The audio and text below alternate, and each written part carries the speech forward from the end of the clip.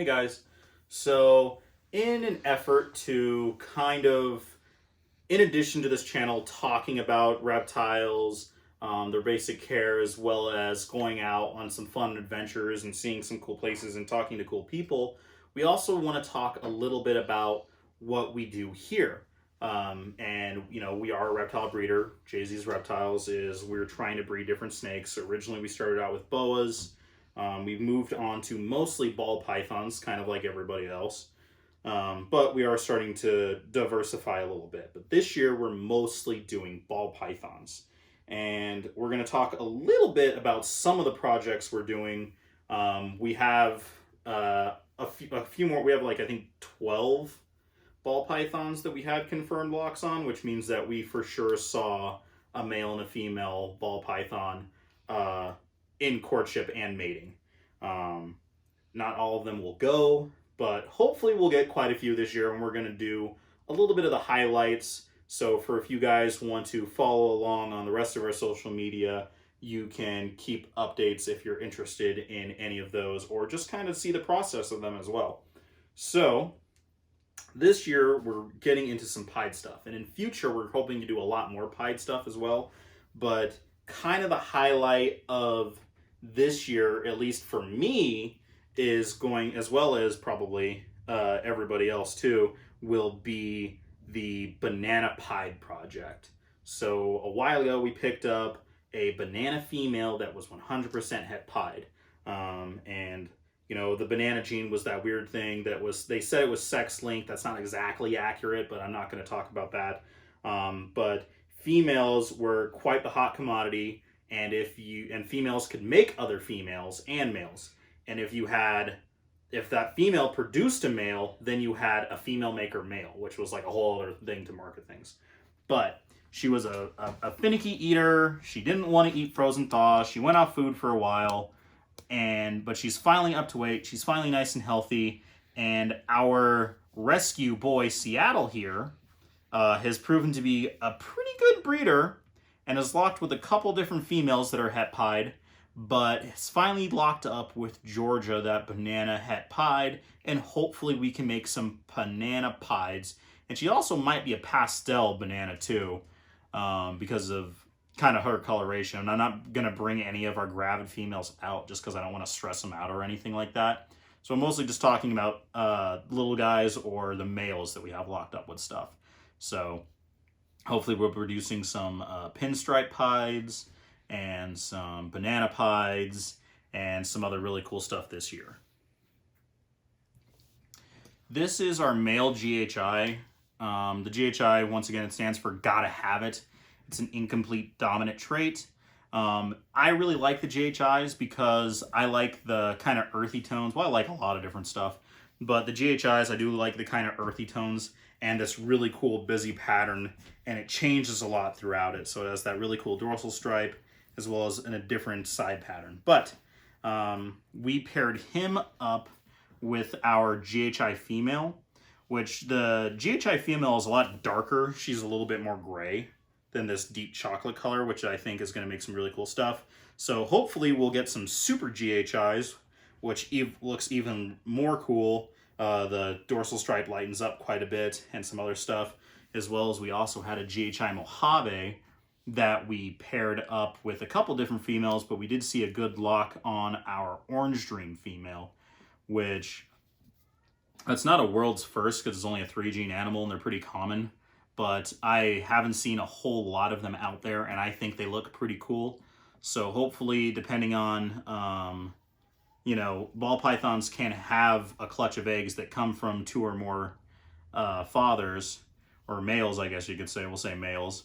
So we can maybe get some super GHIs, or we could get some GHI Mojave Orange Dreams from our Orange Dream girl, or whatever else. But I think these guys are going to be really cool. I love GHI combos, especially GHI Lessers and Mojaves, and hopefully we'll be producing some of those this year. So this is North. He's our Calico male. I know we've talked about genetics a little bit with all sorts of other videos, but in Calico ball pythons, it's the 3 colors, but it's not all over the place. It's like the white on the sides and then it moves up to the other different colors. But I really like Calico. It's a really cool gene. I like all the different combos and stuff you can do with it. And we're going to try to do something a little bit different than a lot of ball python breeders, which just kind of try to stack genes and get as many as you can and create cool looking things, which, don't get me wrong, we're still going to do. But I'm going to try to do a little bit of line breeding with some different genes that we have here. I really like the Calico gene, and I really like when they have this really high white sided that goes up them. He's being super squirmy because all the males are really fired up right now, even though most of them have already locked and a lot of the females have all ovulated already. But I really like those high white sides, as well as this really cool pixelating that can happen. Now there's another gene called sugar, which there's a little bit of a debate, again, whether it's a separate gene or if it's just one particular line of Calico, but they have a tendency to have a little bit more high white sided on them and more contrast, but they usually don't have quite this much pixelation. And so what I want to try to do is breed particular lines of Calico that get super high, sorry buddy, super high white sided like this that comes up, because he's just a normal Calico, and you can get ones that almost don't have any at all. So he's actually a really pretty nice one, that the white comes up really high, as well as a lot of that pixelation. I don't know if anyone's really trying to do stuff like that. Most of the time when you do line breeding stuff, you're mostly trying to get super bright or concentrate on one color. So since we're trying to do a couple different things, we're going to see how that goes. And so when we talk about line breeding, that basically means, like, say, I want the animal that has the highest white sides. So theoretically, if I take an animal that has really nice high white sides and I produce an animal that also has pretty high white sides, I put it back to that one, and then you get animals that will have more high white sides, and you keep doing that till eventually you have animals that theoretically, once again, theoretically, could have really thin regular banding and then just super high white all across the rest of it, which I think would look really cool, as well as once you start plugging in other genes, can do some really cool crazy stuff. And this year we put him to an Enchi, as well as a couple of other females. And Enchi is a cool thing because it does clean stuff up, it reduces banding, and it does lighten things. And his sister, who is another Calico, who has to be a pastel Calico because she looks like one, although that wasn't in her lineage, but stuff can hide. We paired her up with an Orange Dream, so hopefully we can make some Orange Dream Calicos, which Orange Dream is another thing that we're going to kind of work on a little bit. A lot of other people are doing some really cool Orange Dream projects too, but I really like the gene, and we're going to do some really cool stuff with that this year. So with this guy, this is our banana ivory. We have a couple of other ivories in the collection, but one of them was shed, the other one's really small, so we're going to talk about him. So we want to start both this year and future things. We want to get a little bit more into the yellow belly genes and complex, which ivory is a super yellow belly. So these two genes that look kind of like a normal snake, the yellow belly, when you put them together, makes this leucistic snake, the black-eyed leucistic snake, the ivory.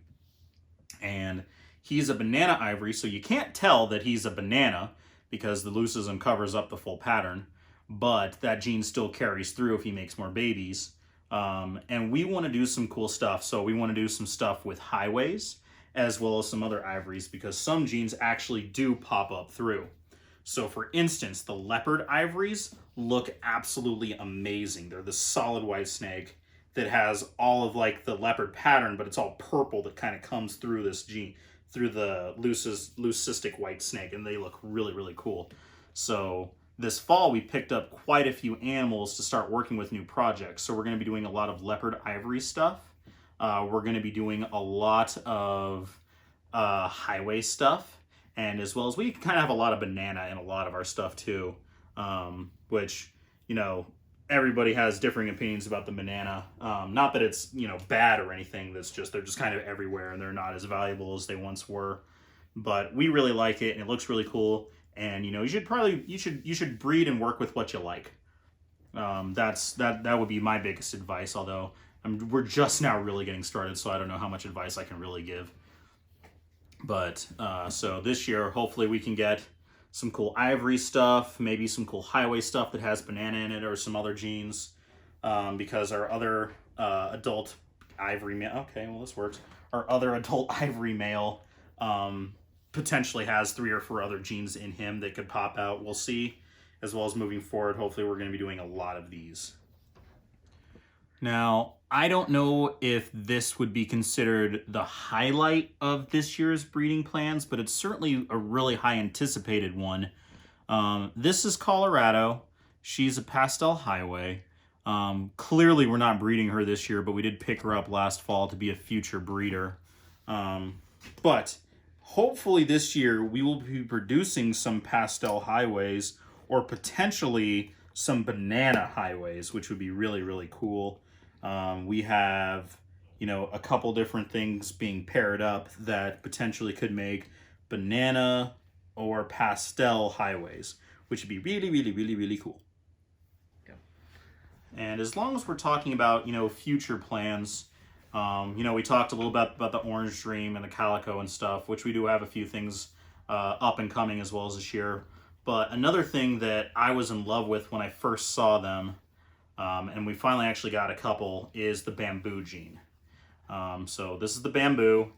I'm not 100% why they call it bamboo, other than the fact that it's kind of really pale and it has these really thin things. But I like bamboo for a couple reasons. Number one is it looks kind of like a spider, but it doesn't have, you know, the neurological issues and stuff associated with it. And I really like the look of the spider. I like that really thin kind of spider webby banding that happens across them.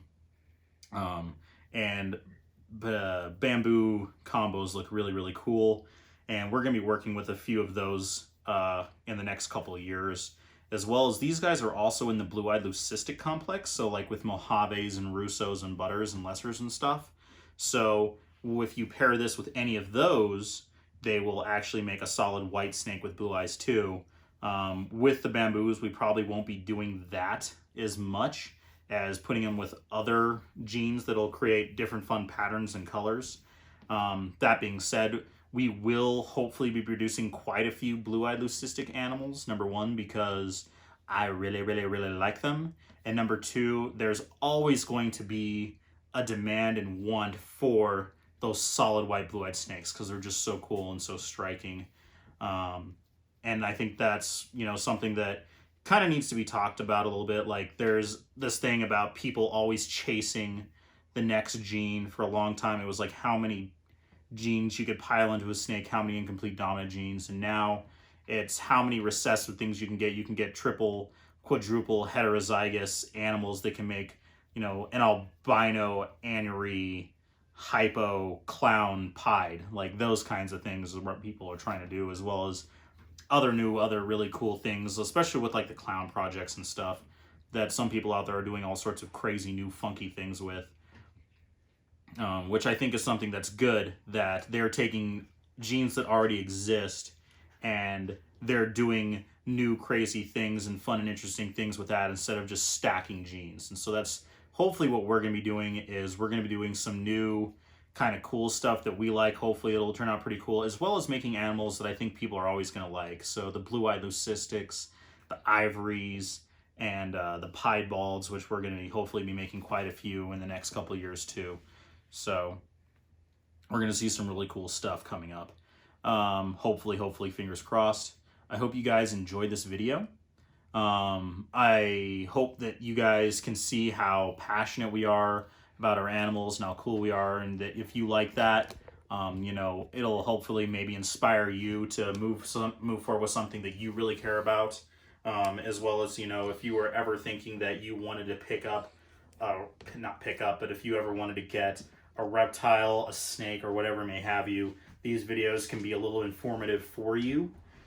We love them. I know I'm standing here straight-faced like always, and I can't help that, but hopefully you can see that I am really excited and passionate and really care about these animals, mine or any others, reptiles in particular, but all of them. And, you know, if you guys were ever interested in eventually maybe getting one of our snakes that we produce further down the road, you know, we have a Facebook, we have an Instagram. Follow and like it for updates about breeding and projects and new stuff like that. Hopefully, we'll have a website up soon where eventually we'll be posting up updates, available animals, maybe even care sheets and stuff down the road. But we'll see. That's all future plans. But, you know, I want to talk a little bit about kind of us as, I guess, not really a company, but here at JZ Reptiles, about stuff that we're doing, as well as all the other cool, informative, and adventurous stuff that we're doing as well. So that way, maybe you guys can, you know, really dig what we're doing and kind of see, you know, it's really hard to kind of, you know, set yourself apart from a lot of the other breeders unless, you know, you have a lot of money to drop on some crazy animals or things like that. So, you know, hopefully you can see that what we're doing is, you know, kind of reaching out, trying to, you know, build bridges and do really cool stuff. And you can see how, you know, interested we are in our animals and how much we love them and all this other really cool stuff.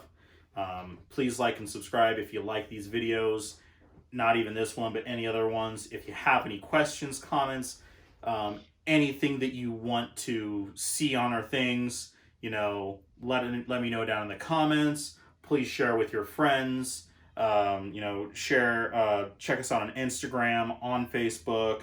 Let me know. Hopefully you guys enjoyed this. Have a great day, and I'll catch you next time.